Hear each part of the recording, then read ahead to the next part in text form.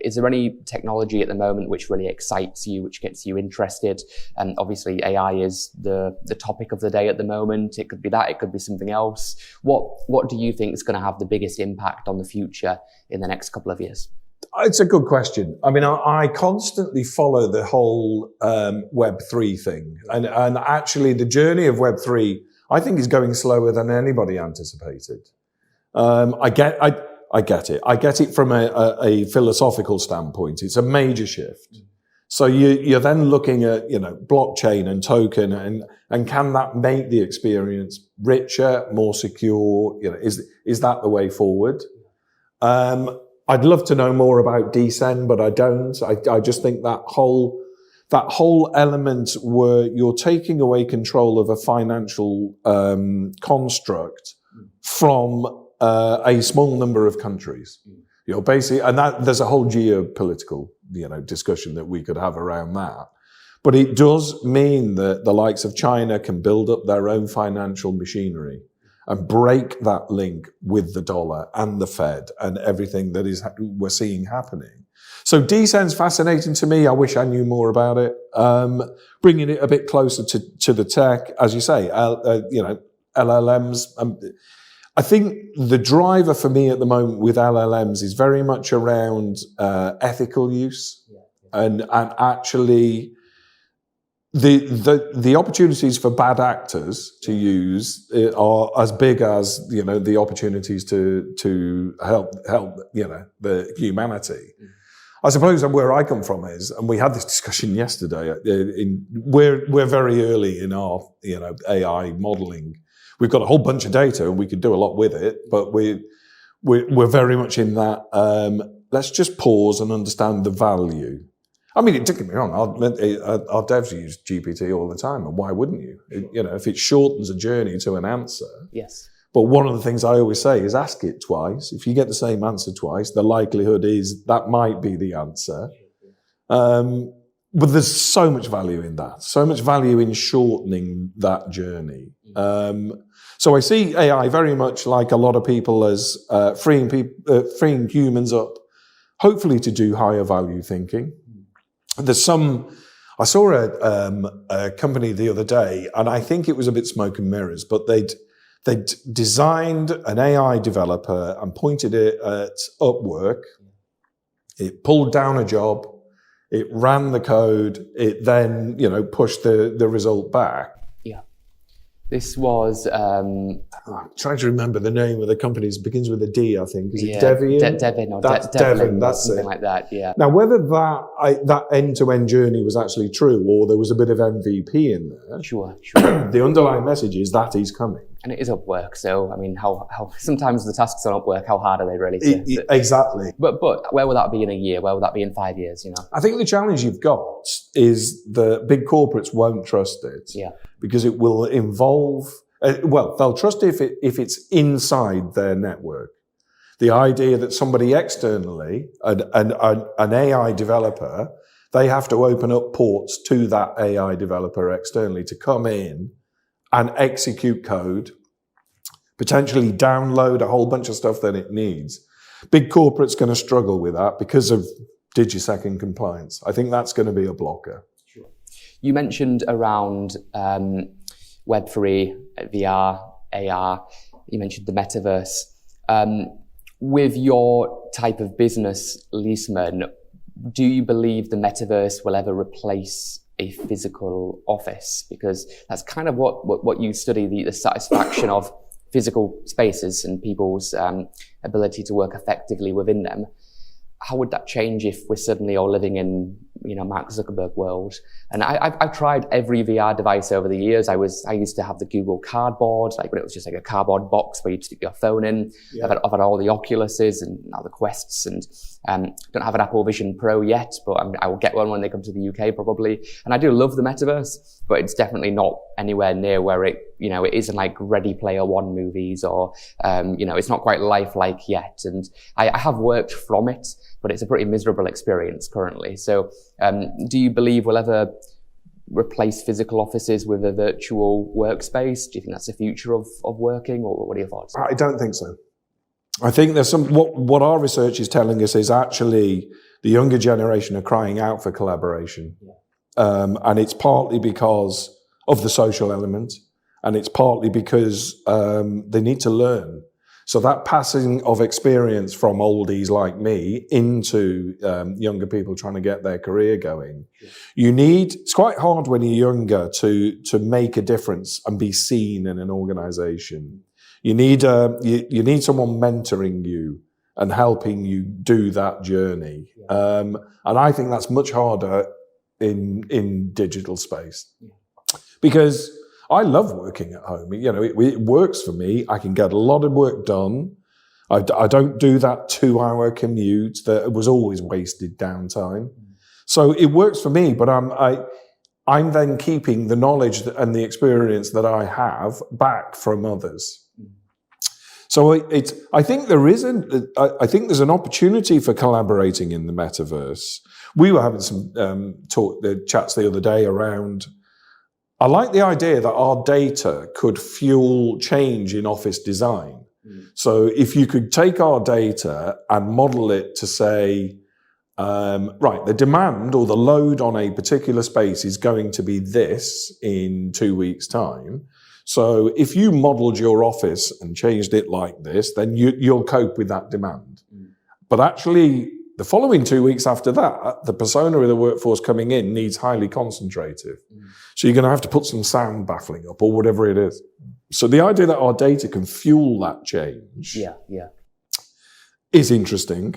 And then you could actually get to the point where you could say to an organization, here's a bunch of people where you could say to them, stay at home, work in digital, because the type of work that you want to do, it's not going to be most effective if you come in. So then actually you are doing that thing of saying to somebody, next Wednesday, you've said you need to do this type of work. This is a good place to come. And then the frictionless journey then kicks in, where you can just have your badge on your phone, you're into the building, it guides you to where you. So that bit would work well. So for me, it is that flex bit. It's that I think there is a need to work digitally and collaboratively. I've never found a successful online whiteboard to do. No, they're all terrible. So, it's maybe that's the next big idea, but it doesn't replace writing on a wall.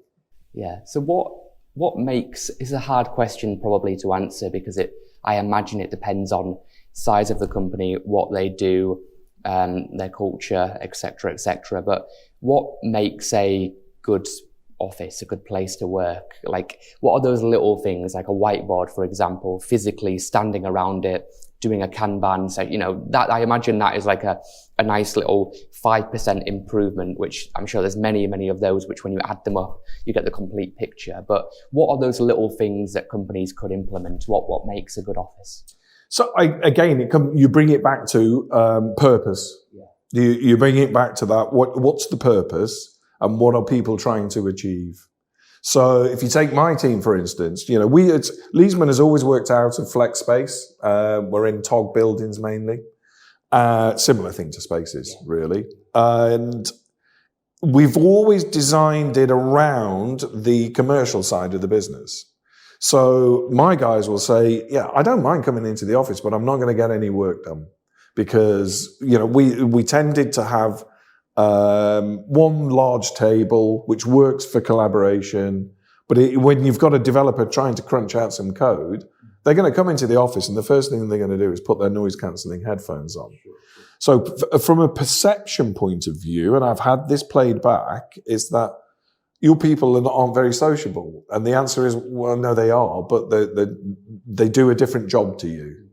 You're a salesperson. You're very out there. That's the nature of who you are. A developer, they're not necessarily introverts. That doesn't, run through every developer. But what they do have to do is highly concentrative work. So you shape the space to suit that. I don't know if you saw that a few years ago, Neuberg did that famous video about scaling agile. So really, it's a bit old now, but one of the takeouts from it was they landed on designing space, re your question, around the purpose. So they basically broke their offices up into, he was going down squad, so and that route on Agile. So they designed pods based around the squads.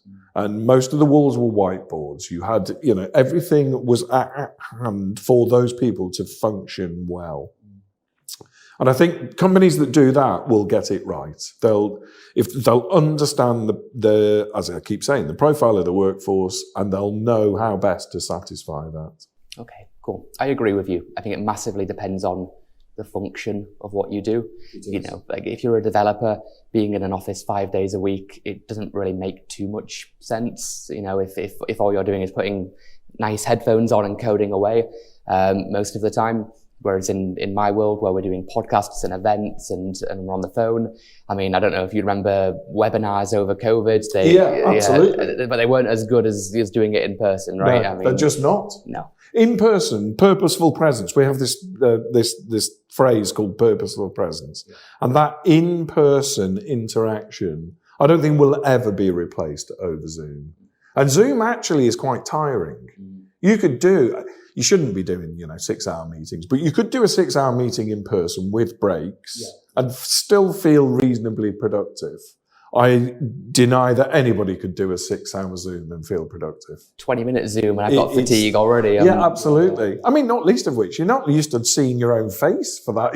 We never had that. It's a bit weird. Yeah, that's a good point, the psychological aspect of it. I noticed, I think there's a feature in Zoom now where you can turn yourself off. Okay. Because it is slightly weird looking at yourself for a long period of time. Yeah, especially when on certain chats, I think Google Meet does this annoyingly. It puts the guest's face in the small box in the corner, and then you're the hero. From an engagement perspective, I get it. We're living in the TikTok world. Everybody kind of wants, the most important sound to a person is their own name, and people like to see themselves. So it might make you keep on the call a little bit longer. And there are certain little AI hacks they use, like I think with Teams, they automatically apply a filter to make you look more beautiful. Which you don't need, Alan, but for mere mortals like me, it's these tiny little 1% changes to keep you really engaged. Whereas in person, we don't have that, do we? No. So, sometimes you get up and you're not feeling great, but you still, you get on and you do. It is a challenge, but it's one that companies have to address, because you do have a community of people that do want to stay at home. So they'll vote with their feet. They're literally, if that organization doesn't allow them to have that flexibility, they'll leave. Yeah. And invariably what happens, and you will know this from your experience, it's the good people first. Yes. You never lose the bad people. It's always the good people who go, this isn't for me, and I know I'm good enough to get a job somewhere else. Yes. So they do. And then when you get rid of the A players, the B players quickly become C players. Yep. And you don't get that momentum shift as well. We've recruited a couple of people recently, and it's great because it brings that dynamic into the team. We're a really diverse team, actually, in terms of also culture, gender.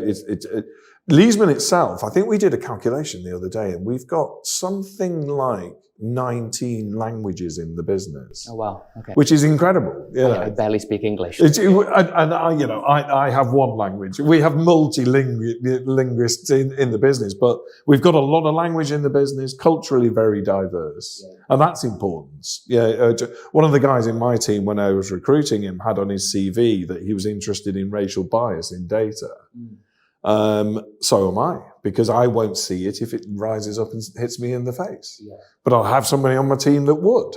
So there's a voice in the team that says, we just need to tread a bit carefully here, because we're in danger of doing this, this, and this. And then you've got the Google Gemini situation. Absolutely. So you just, that diversity isn't just so we can tick the box on diversity. It has very real business value. Absolutely. As we've seen in the past couple of weeks, right? Yeah, completely.